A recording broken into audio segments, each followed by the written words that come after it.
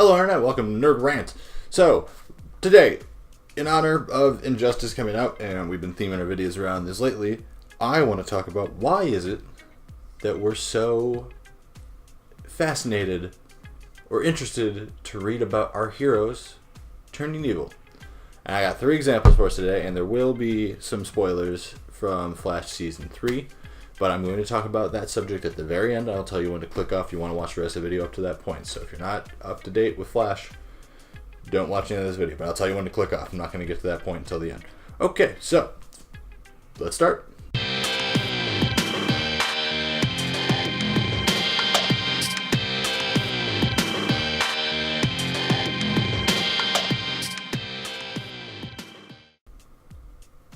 So first example I have, Superman.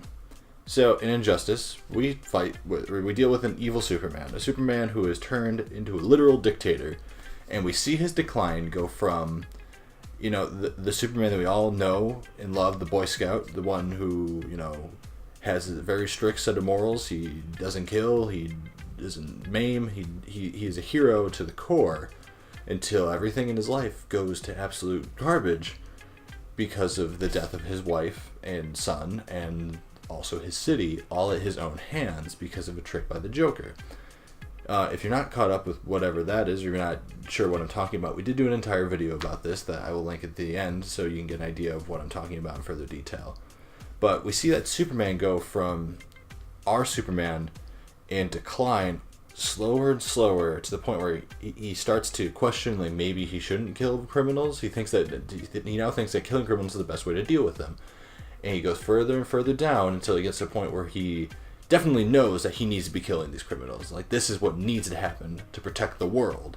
And he goes further and further down where it doesn't seem as much about him protecting the world anymore as it is about him ruling the world. And that's where the fall is. That's where we get evil Superman. We don't get changing his morals to more of an anti-hero Superman. We get straight evil dictator Superman. We go from our lovable Boy Scout that we're all used to a Superman that used his heat vision to melt the brain of a 15-year-old child. So why did we like to see that so much? Because Superman is Superman. He's supposed to be incorruptible. You can't make Superman evil. No matter how far he falls, he will always still be Superman. No matter what happens to him, he would always be Superman. But what if it didn't? What if Superman, the superhero of superheroes, turned into a villain? How does the world handle that? And that's what makes his story super interesting. How does a world full of heroes and villains deal with a god, basically a god, turning into a dictator of the planet that says, do what I say and follow my rules or I will kill you. And that's what makes the universe so damn fascinating. Just having to see, you know, the lower street level heroes unite. You know, people with no powers like Batman, they need to rely on Batman to figure out, how do we beat the Man of Steel? How does anyone beat him, let alone us mere humans? And that's what makes this story so interesting, because there's a lot of villains and a lot of overpowered characters in the DC universe, but there's only one Superman. And usually the way that you deal with all those other big, huge threats is Superman. But what if Superman is the threat? And that's what's so cool to see. That's what's so interesting, is to see, how do they fight their own trump card? What do they do? And I think that's what makes his story so interesting. Now, on to subject 2, we have Captain America. So, if anyone who does not know right now, Captain America had his history rewritten that, you know, he has always been a Hydra agent, like it behind the scenes. So, what you originally read, he was still, you know, Captain America, but his history has now been altered through the Cosmic Cube to have Captain America always have actually been a Hydra agent who has been working behind the scenes and playing all the heroes. So like Superman, what makes this so interesting about Captain America? Captain America is the one with like, he's got the most. I mean, he's the most patriotic hero we have. He's the one that inspires all the other heroes to push better, to push harder, to be better, to be the best heroes they can be, because they want to impress Captain America. But what if Captain America wasn't the man they all thought that he was?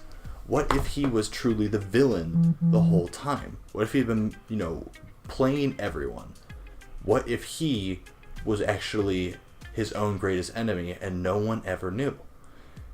And that's really fascinating. Now, there's a lot of things that I'm not satisfied on the Captain America story, and that I can say for an entire other video. That's not the point right now. What is the point is how cool of a concept it truly actually was to get to take Captain America. Captain America is kind of to Marvel what Superman is to DC. He is the superhero's superhero of that universe. He is the one where everyone aspires to be like Captain America. What if you're going to be a superhero? You want to be the superhero that makes Captain America proud. But this whole time, Captain America's actually been the real villain.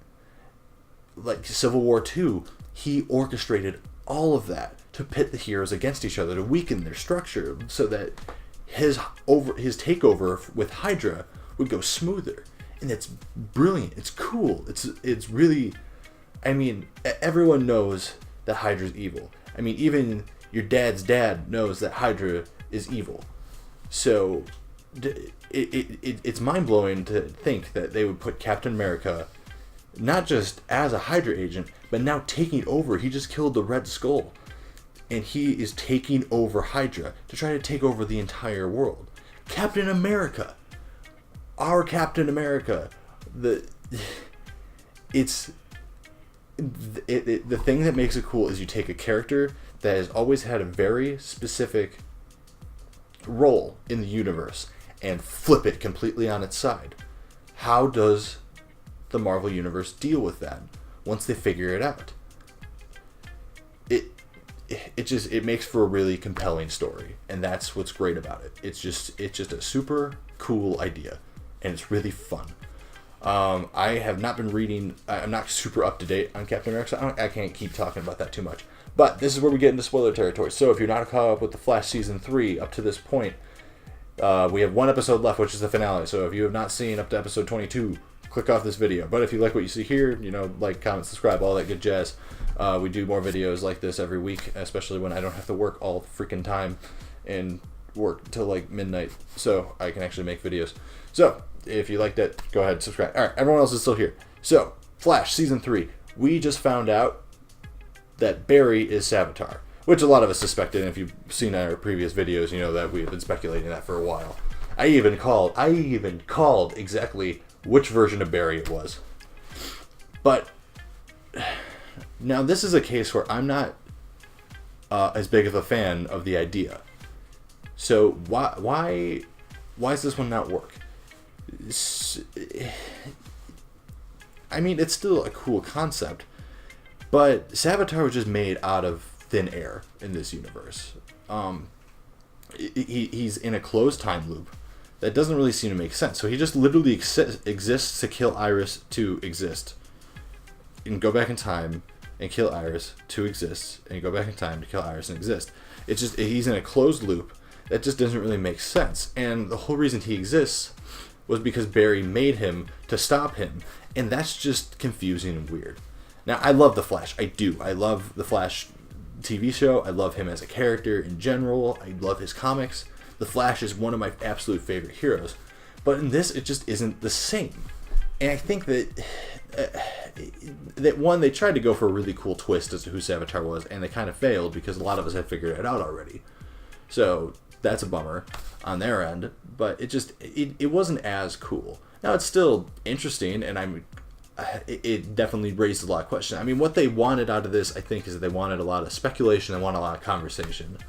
When you go online, to me, there was just as much discussion about who is Savitar as there was to who is Ray's parents. It generated conversation, and it got people talking and interested in the show, and it kept them watching, and that was the goal. But that's and that's the mark that these other comics hit as well, because we want to know what's going to happen with Captain America. Does he get redeemed? Does he fix it? What happens? How do they go and stop Superman? And that's what makes these so cool ideas, because you know that they're a good idea because people keep needing to read them. They want to know what's going to happen next. And that's where these marks hit really, really well. So whether it's the Flash TV show, even though it's not as cool of a twist, it's still got people talking. It's still got us it still got us watching. Not that we weren't going to watch it already, because Flash is the Flash. It's a great show. But I think that's all I got to say on this. It's why people like seeing our heroes go bad. It's because it just generates cool stories from a perspective that we never thought we might get to see, and it gets us intrigued, and it keeps us reading, and it keeps us watching. So if you like what I had to say here, I will put a video to our Injustice stuff over here. This video will be recommended to you by YouTube, whatever they think is best for you from our channel, and there'll be a subscribe button right here if you want to see more stuff like this. And I am trying to stay on schedule, but I keep having to work really late, and it gets in the way of me doing this. And since this isn't my job, I can't dedicate all my time to this. So if you like this, please leave us a like, give a share, help us out, and hopefully maybe this can be a more regular thing. Thank you. Goodbye.